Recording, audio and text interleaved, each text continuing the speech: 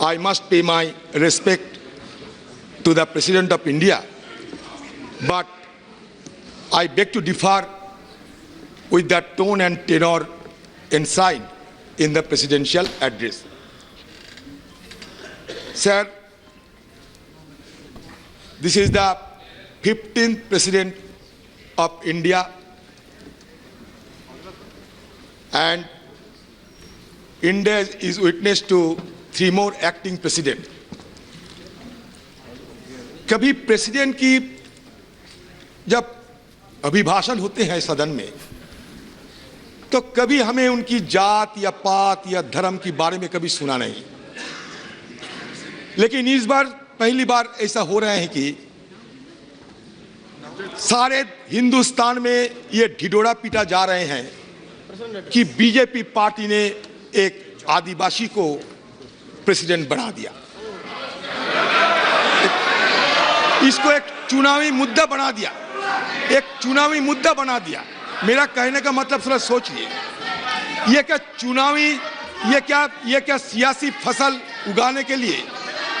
नहीं सर, मुझे ताज्जुब लगता है कि हमारे देश में 15 ऐसे प्रेसिडेंट बन चुके हैं, तो कभी उनकी जात पात धर्म के बारे में कभी जिक्र नहीं करते, लेकिन इस बार पहली बार ऐसा हो रहा है कि हम आदिवासी को बना दिया, आदिवासी को बना दिया, जैसे लगता है कि अब दान कर दिया, जैसे लगता है कि अब दान कर दिया किसी को, आप लगता है कि अब दानी है। हिंदुस्तान में अगर किसी का 35 साल उम्र होते हैं और वो लोकसभा में चुनाव लड़ने की काबिल होते हैं, तो उनको प्रेसिडेंट होने की सारे नहीं, आप लोग करते हैं, तो 35 साल और लोकसभा में चुनाव लड़ने की काबिलियत, इस पे वो प्रेसिडेंट बन सकते हैं सर। इसीलिए नहीं, कभी मैं तो प्रधानमंत्री नरेंद्र मोदी जी को ओबीसी दादा नहीं कहते, हम तो कहते कि प्रधानमंत्री नरेंद्र मोदी, तो ऐसे कहिए ना। हम तो कभी हिंदुस्तान में शेड्यूल कास्ट प्रधानमंत्री बने, तो हम तो कभी हिंदुस्तान में मुसलमान प्रधानमंत्री प्रेसिडेंट बने, तो हम तो कभी जिक्र नहीं करते।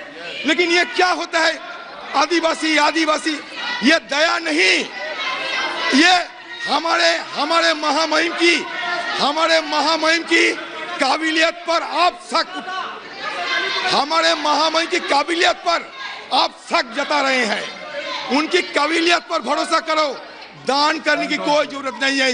ये होगी प्रेसिडेंट ऑफ इंडिया की सही महीनों में मर्यादा को पालन करना। यही मेरा 350। हाँ बोलिए सर। ये 352(6) कहता है use the president's name for the purpose of influencing the debate. ये राष्ट्रपति के बारे में जो है इन्फ्लुएंस कर रहे डिबेट को सर। आदिवासी कह के उनके बारे में डेरोगेटरी शब्द कह के ये उसका नाम नहीं ले सकते सर।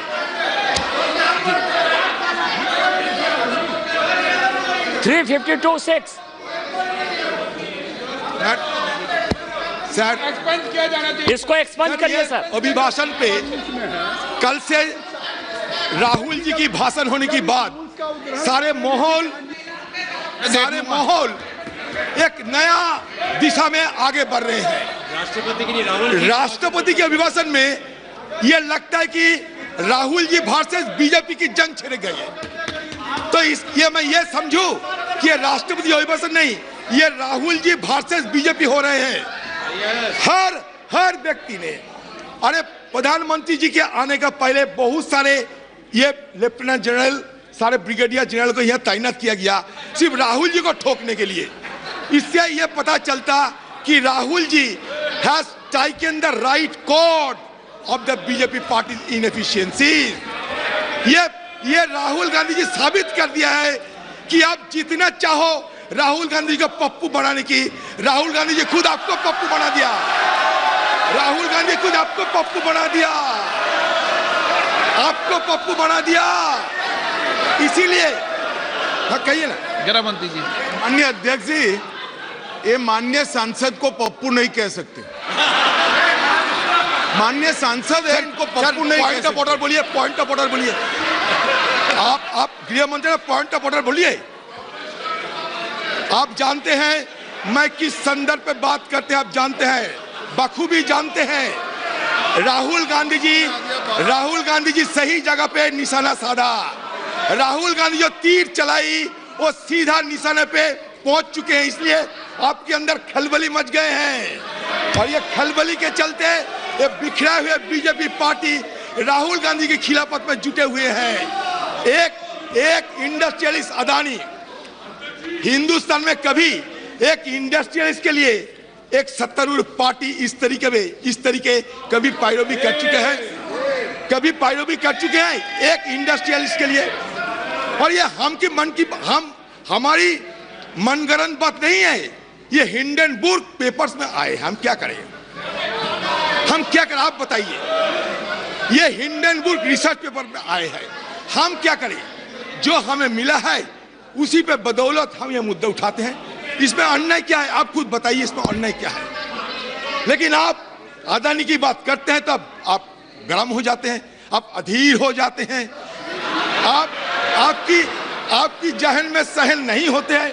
तो हम क्या कर सकते हैं? राहुल जी की बात में सारे हिंदुस्तान में चर्चा हो रहे हैं। आप मानो या ना मानो, आप मजाक उड़ा सकते हो, लेकिन कान खून के सुन लो, राहुल गांधी जी की बात में माननीय सदस्य हिंदुस्तान में चर्चा हो रही है। राष्ट्रपति भाषण बोलो, आप तो कहाँ उठकते हो?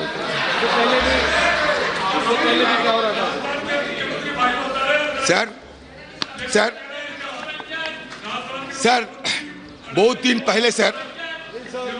दिन पहले एक कहीं एक किताब में पढ़े थे कि helmet is playing without the prints of dead mark.